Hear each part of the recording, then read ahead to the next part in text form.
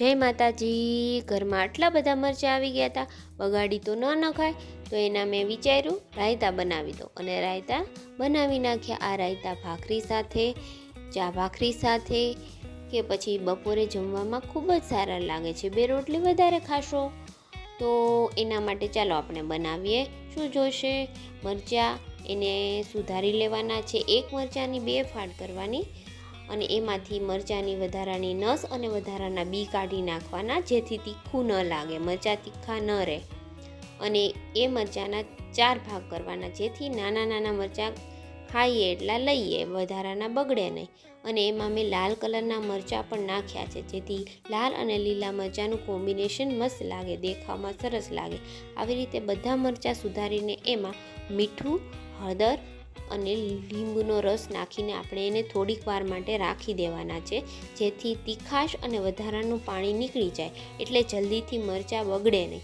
એક બાજુ આ રાખી દઈએ તો બીજી બાજુ એનો મસાલો બનાવી નાખીએ। એના માટે 2 ચમચી રાઈ, અડધી ચમચી વરિયાળી, અડધી ચમચી જીરું અને અડધી ચમચી આખા ધાણા લેવાના છે, એને ડ્રાય રોસ્ટ કરી નાખવાના છે।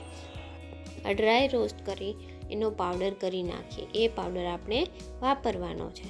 અને એક બાજુ થોડુંક તેલ ગરમ કરવા મૂકી દઈશું, એ તેલ ફૂલ ગરમ થઈ જાય પછી ઠરી જાય એટલે વાપરવાનું છે। આ બાજુ મરચાં જે મૂક્યા હતા આપણે એને બીજા વાસણમાં કાઢીને એનું વધારાનું પાણી કાઢી લઈશું। એમાં જે પાવડર આપણે તૈયાર કર્યો છે એ નાખી દેવાનો, એમાં તેલ અને મીઠું જોઈએ તો નાખવાનું, એને સરસ રીતે હલાવી દેવાના।